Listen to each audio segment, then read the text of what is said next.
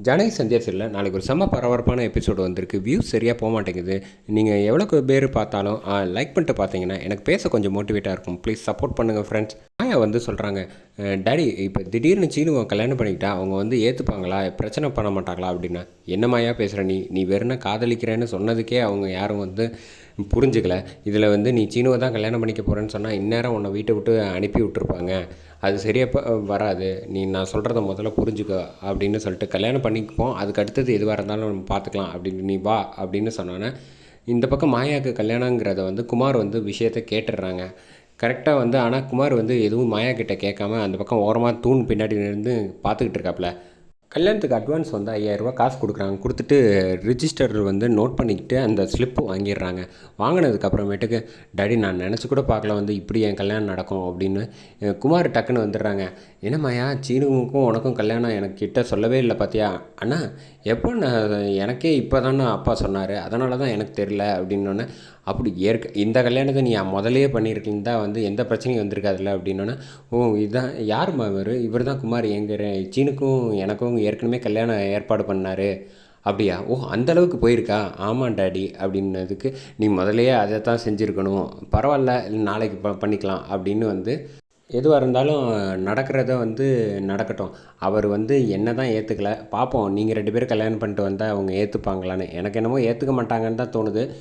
உன் நல்ல மனசுக்கு ஏதாவது நல்லது நடந்தால் சரிதான், வா போகலாம் அப்படின்னு சொல்லிட்டு இந்த வீட்டுக்கு வர்றப்போ வந்து கரெக்டாக தாம்பூலம் தட்டோடு வர்றாப்புல. கரெக்டாக கிஷோர் வந்து தாம்பூலம் தட்டோடு எடுத்துகிட்டு வந்து ரகுராம் கிட்ட கொடுக்கலான்ட்டு வர்றாங்க. நிறுத்து, என்ன விஷயமா வந்திருக்க இந்த வீட்டுக்கு அப்படின்னோடனே, மாயா வந்து நாளைக்கு நான் கல்யாணம் பண்ணலான்னு முடிவு பண்ணியிருக்கேன். அதனால் வந்து நாளைக்கு நடக்க போகிற கல்யாணத்தில் நீங்கள் எல்லோரும் வந்து மாயாவை ஆசீர்வாதம் பண்ணணும் அப்படின்னு சொன்னோன்னே, உன் பொண்ணுக்கு நீ கல்யாணம் பண்ணி வைக்கிறதெல்லாம் பற்றி எனக்கு கவலையே கிடையாது, இந்த வீட்டு பொண்ணே கிடையாது அப்படின்னு சொன்னோன்னா, பரவாயில்ல இந்த வீட்டு பொண்ணு இல்லைனாலும் இந்த வீட்டில் தங்கியிருந்தால அதுக்காகவாவது கொஞ்சம் அவள் ஆசைப்பட்றாள், அதுக்காகவாவது வந்து எல்லோரும் ஆசீர்வாதம் பண்ணுங்கள் அப்படின்னா. முடியவே முடியாது, எனக்கும் சரி இந்த குடும்பத்தில் உள்ள யாருக்குமே வந்து மாயாவுக்கும் எங்களுக்கும் சம்மந்தமே கிடையாது அப்படின்ட்டு பேசுகிறாங்க. சீனு வந்து எதுவும் பேச முடியாமல் அப்படியே நிற்கிறாங்க. ஜானகி வந்து அச்சச்சோ நாளைக்கு எந்த பிரச்சனையும் இல்லாமல் எல்லாம் நல்லபடியாக நடக்கணும் அப்படின்னு ஜானகி யோசிச்சுக்கிட்டு இருக்காங்க. கரெக்டாக மணி வந்து பேசுகிறாங்க. ஏன் நீங்கள் திடீர்னு வந்தீங்க, நாளைக்கு என்னன்னு கேட்டால் நாளைக்கு வந்து மாயாவுக்கு கல்யாணங்கிறீங்க, அப்போ ஏற்கனவே முடிவு பண்ணிட்டு தான் வந்தீங்களா அப்படின்னோன்னு, இல்லை நான் வந்து முதல்ல முறைப்படி எல்லாம் செய்யலான்னு தான் நினச்சேன். எங்கே இந்த குடும்பத்தில் வந்து இதுக்கு மேலே காதல்னு சொன்னதுக்கு இவ்வளோ பிரச்சனை வரும்போது மேற்கொண்டு எதுக்கு நம்ம பெருசுப்படுத்துவானே அப்படின்ட்டு, அதனால தான் நானே முடிவு பண்ணிட்டேன் அப்படின்னு சொன்னப்போ, உன் பொண்ணு கல்யாணத்துக்கெலாம் நான் வர முடியாதுன்னொன்னே, எனக்கு வேறு வழி தெரியல ரகுராம் அப்படின்னு சொல்லிட்டு ஊர் தலைவர் எல்லாரையும் வர வச்சுட்டு ரகுராம் கிட்ட வந்து கொடுக்குறாங்க. என்ன விஷயம் அப்படின்னோடனே, அவர் வந்து பொண்ணு கல்யாணம் வச்சுருக்காரு, இந்த ஊர் சார்பாக உன்கிட்ட தலைவருங்கிற முறையில் கொடுக்குறாரு. நீங்கள் உங்கள் குடும்ப தனிப்பட்ட பகைக்கு வந்து வேணால் வராமல் இருக்கலாம், ஆனால் ஊர் சார்பாக கூப்பிட்றப்ப நீங்கள் தானே தலைவர், வந்து தான் ஆகணும் அப்படின்னோடனே, ஓ என்னை இப்படி மடக்கிறியா அப்படின்னு சொல்லிட்டு ஜானகி இங்கே வா வந்துன்னு சொல்லிட்டு 2 பேரும் சேர்ந்தே வாங்குற மாதிரி தாம்பூலம் தட்டை வாங்குறாங்க. வந்தோடனே கல்யாணத்துக்கு வந்துடுங்க அப்படின்னு சொல்லிட்டு இந்த பக்கம் மாடிக்கு போயிடுறாங்க மாயா. போனதுக்கப்புறமேட்டுக்கு தனா கோவத்தில் இருக்காங்க. என்ன நினச்சிக்கிட்டு இருக்க நீ?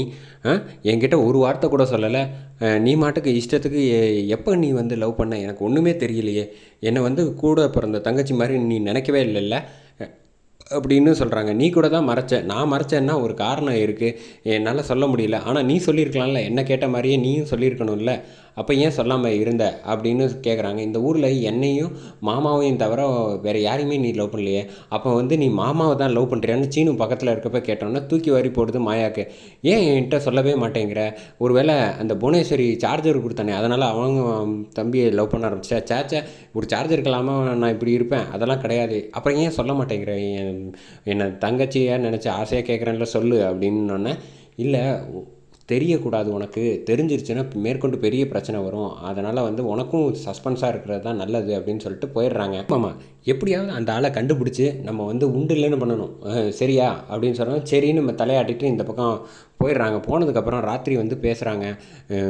எனக்கு தான் கொஞ்சம் பதட்டமாக இருக்குது அப்படின்னு சீனு சொல்கிறப்ப, மாப்பிள்ளை நீங்கள் இப்போயே பயந்து நடுங்கினா எப்படி? நாளைக்கு நடக்க போகிற விஷயத்த வந்து மாயாவே தைரியமாக வந்து ஏற்றுக்கிட்டா, இப்போ நீங்கள் ஏன் இப்படி யோசிக்கிறீங்க? எனக்கு என்னமோ உங்களை தான் கண்டா யோசனையாக இருக்குது அப்படின்னா, சேச்சா அதெல்லாம் ஒன்றும் இல்லை மாமா, எனக்கு வந்து நான் என்ன பண்ணுறதுன்னு தெரியல, அதுக்காக சொன்னேன், மற்றபடி எனக்கு வந்து நீங்கள் என்ன சொல்கிறீங்களோ அதை நான் பண்ணுறேன், தட்ஸ் மை பாய் அப்படின்னு சொல்கிறாப்புல கிஷோர். சரி நாளைக்கு வந்து நீங்கள் கிளம்பி வந்துடுங்க கோயிலுக்கு அப்படின்னு சொல்லியிருந்தோன்னே இந்த விஷயத்த எல்லாத்தையும் பேசிகிட்டு இருக்கப்ப நாளைக்கு நீங்கள் தாலி கட்டுற விஷயம் வந்து யாருக்கும் தெரியக்கூடாது அப்படின்னு சொல்கிறாங்க. இதை கரெக்டாக சாரு கேட்டுடுறாங்க. சாரு கேட்டோன்னா வந்து சரி அட பாவி என்னைய வந்து இப்படி டீலில் விட்டுட்டெல்லாம் உன்னை சும்மா விட மாட்டேன் அப்படின்னு சாரு வந்து யோசிக்கிறாங்க. இந்த பக்கம் அடுத்த நாள் ராத்திரி வந்து கரெக்டாக கிளம்புறாங்க. அவங்க ஃப்ரெண்டுக்கு உடம்பு சரியில்லை, நான் போய் பார்த்துட்டு வந்துடுறேன்னு சீனு கிளம்புறப்ப கரெக்டாக வந்து இவர் வந்துடுறாப்புல. மகாலிங்கம் வந்து கட்டையை வச்சு இவர் அடிச்சிடுறாப்புல. அடித்தோன்னே மயக்கம் போட்டுடுறாப்புல நம்ம சீனு. சரி நடக்கிறது நடக்கட்டும், என் பொண்ணு வாழ்க்கையில் வந்து நீ வந்து விளையாட பார்க்குறியாடா, உன்னெல்லாம் சும்மா விட்டதே ரொம்ப தப்பு அப்படிங்கிறாங்க. அந்த பக்கம் மாயா வந்து வெயிட் பண்ணிகிட்டு இருப்பாங்க. எப்படி வந்து இவங்க 2 பேருக்கும் மேரேஜ் நடக்க போகுது, யார் வந்து சீனுவை காப்பாற்ற போகிறாங்கங்கிறது தான் ட்விஸ்ட்டு. எபிசோட்ஸ் வேறு லெவலில் கொண்டு போயிட்டுருக்காங்கன்னே சொல்லலாம்.